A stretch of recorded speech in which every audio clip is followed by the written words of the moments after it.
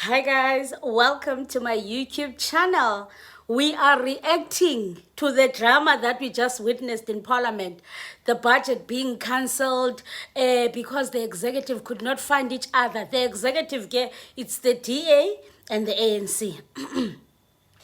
The executive could not find each other. Okay, just before we get right into it, and mostly I'm going to be playing the reactions of the people.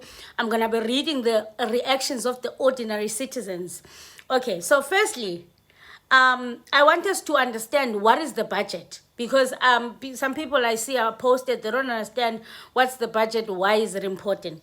The budget speech, ne, its purpose, it's there to outline its financial plans for the upcoming year, detailing how much revenue it expects to collect and how it intends to allocate the funds across different sectors. So this budget speech is very important because this is the money that's going to be used for the year being allocated to different sectors. So it's very, very important. It's actually the budget. It's like you going to a vacation and then you want to know, good, what is my budget for the vacation? It's very, very important because technically you can't move without the budget. You need to know exactly how much do you have. Like the purpose of the budget is this, the budget speech is that it's debated. The purpose of the budget speech, it's debated. You understand it? Because when the ANC or the Minister of Finance presents these points, the people, opposition parties and other parties, they need to say, yes, we agree, we accept. No, we don't accept. Yeah, understand? So it's supposed to be debated because it affects everybody. It affects the daily lives of an ordinary South African, right? Now, the problem, okay, let me first finish here. It says that essentially revealing the government's priorities, and economic strategy to public and parliament. So another thing, it also reveals to us, Ukoti government, who are they prioritizing, what are they prioritizing, which is very, very important.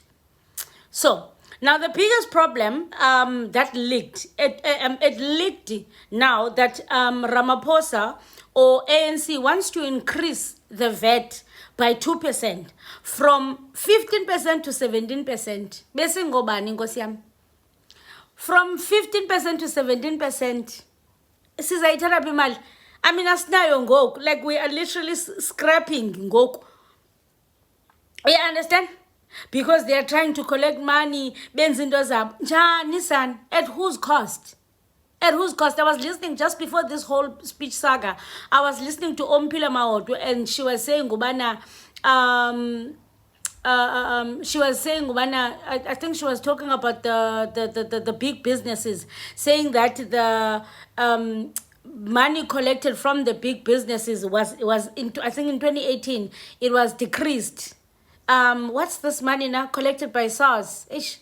My brain is frozen. There's a lot of things in my brain. So the problem is this: if I have too much information on my brain, I don't know which one to release first. Yeah, but the money collected by SARS. So she was saying, instead of wanting to increase from an ordinary South African, why not go to the big businesses?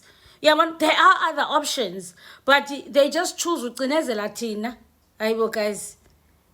Chinese, and we are already suffering. So the problem with South Africa, it says this: if you are already suffering, it says suffer forever. Technically, they are saying if you are already suffering, you will suffer forever.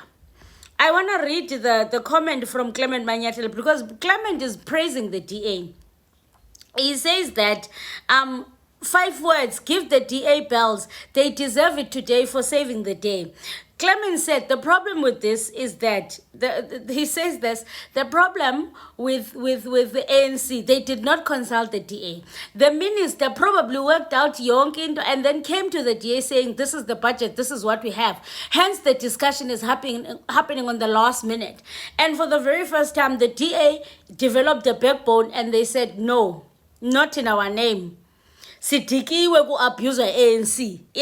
So uthi Clement, minister in presidency, trying to argue it wasn't just the DA that was against the 2% VAT increase. She says some ANC ministers were also against it, but sure, But even if it was just the DA that said we should still be here, they need the DA to pass this budget. Exactly.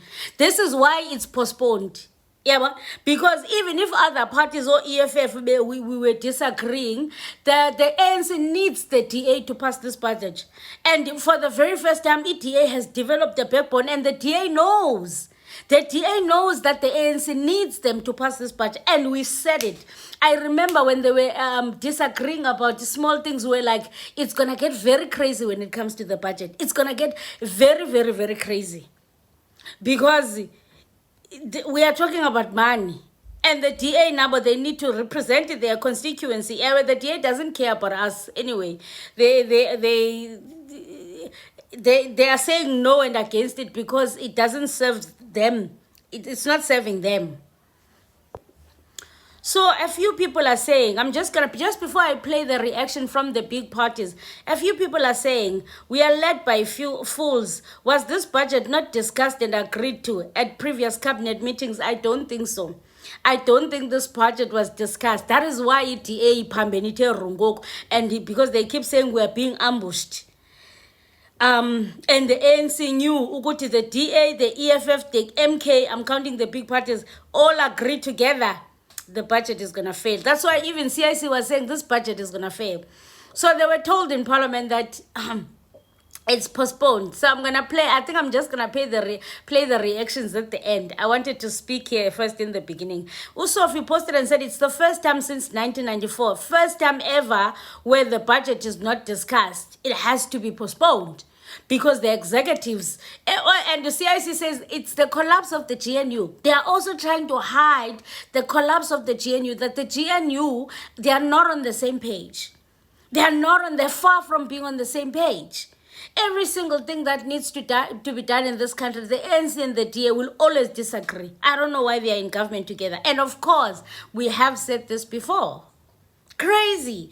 CD said, I've never seen this. Budget speed held up. New from the box. Everybody is shocked. Everybody is shocked. But like on a lighter note, I think another thing that they were frustrated about the fact that when are we going to come back to Parliament? And also I think the ANC was cowardized. They were afraid to, because the budget should have actually been discussed there. It should be discussed in Parliament. You don't postpone just because you don't agree. Yeah, and Marshall Dlamini was actually saying we should vote. He also stood up and said, no, we should vote because some of the ANC also don't agree with this. Let's just vote. Yeah, so I don't know what's going to happen if the ANC and the DA, maybe the DA will end up compromising on the 2% VAT if they get another. Maybe they are trying to negotiate to say, okay, we'll vote for you on the 2%, but you need to give us something. Maybe that's the whole point of their negotiation. The DA is not negotiating for us. They don't care about us getting 2% VAT. I'm sure they are going there to negotiate for themselves. So it's crazy. Unkwankwa stands up from the UTM bana. Where was this meeting? Because Tina, we're not consulted. Uguti, the budget must be postponed. Hey, Unkwankwa, how many percent do you have? Absolutely crazy, guys. And the ANC, it's good that for them to see that they don't run. Because the ANC thinks that whatever they say goes. Yeah, but hey, I don't know, guys. It's crazy. It's crazy, guys. It's crazy. Let me know what you think in the comment section, because Sana, South Africa is a movement. Every day, we were, and not Gayton standing up. Oh, guys, Gayton bores me. Not Gayton standing up and saying, "Ubana, what did he say now? We respect the people here." Because I don't even know what he was saying. I was just like, oh, Gayton. And he said, yeah, other people. Yeah, the problem with Gayton, he doesn't know when it's a serious moment and when it's time to play. He says, they can only watch from the outside. They are my fans, because they didn't want him to speak. Oh, Gayton is just exhausting me. Anyway, guys. Hey, let me play you these few clips that I picked up. Thank you, Speaker. We need to ask you, Speaker, who decides? Because if you are going to allow the chief whips to decide for the entire parliament, it is problematic. Secondly, you cannot allow a case of the incompetence of the executive, even at the incompetence of parliament. The executive did not know yesterday that there's going to be a budget today and there's no agreement in the so-called GNU. Therefore, the executive, the Minister of Finance, must come here, present what he has, and let us as the people, as the representatives of the people, decide for the people. This notion, Speaker, of saying want to assure the markets and all of these things, it is problematic. This house does not belong to the markets. It belongs to the people. We are the representatives of the people. Massive Minister of Finance presenting what he has.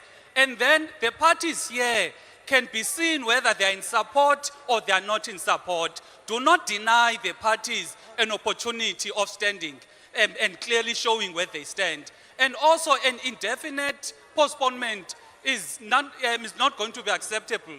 Because if let us wait for an indefinite postponement, what does that mean? And what happens if after that indefinite postponement, they come back again and then let's postpone again? We're going to have more and more postponements. Makaze apa, sizele lonto apa. Thank you very much, Speaker. We must all know that this is unprecedented. And this is not a practice that we want to set for this parliament. It is going to be your legacy, Speaker, that during your tenure, Parliament could not debate and adopt budget. We are saying to you, you are denying this body an opportunity to be receiving a budget, debate it, accept it or reject it. You are now subjecting the budget of South Africa to party politics when the budget is supposed to be above party politics. Let the budget be presented here and let Parliament decide that this is the decision that we are taking as Parliament, or whether to accept or not. You cannot come here and say confidently that the parties in the executive are not agreeing. What is that? We don't have parties in the executive. We've got the executive. The executive must come here and present the budget, and this Parliament must decide whether we adopt that budget or not. You are denying the people of South Africa to see what is happening in this government. There is no government. It has collapsed. It has no capacity to present a budget. Thank you. Thank you very much. Thank you very much, Honorable Speaker and Honorable Members. Today does mark a historic day. What I do believe is absolutely important is that what we do in this House is guided by legislation. And therefore the Money Bills and Related Matters Act does compel us as to a particular timeline as to when the budget is going to be tabled, what committees are meant to process it, and how that goes. I want to appeal to you as the Speaker. Firstly, we have raised continuously in this House through the Appropriations Committee about how truncated the time is for the processing of the budget. So any natural delay that emerges as a function of today does in fact mean that Parliament is placed under pressure in not being also being able to consult with the people, for this is where the people are represented. So may I ask that it must not be an arbitrary decision as to when this must be tabled. We must be given a firm date so that we can work the timetable consistent with law. Otherwise, the disagreement that took place today will end up in the court of law, and we as Parliament will be held accountable for that. So let me propose that we get a firm date. We also get the tabling, as the President has promised, of the medium-term plan that he announced, so that we have a framework within which to interpret the budget from. So, Speaker, let us stick to our own laws. Otherwise, we will be inconsistent with that, and the people of South Africa will hold us accountable for that. Thank you very much.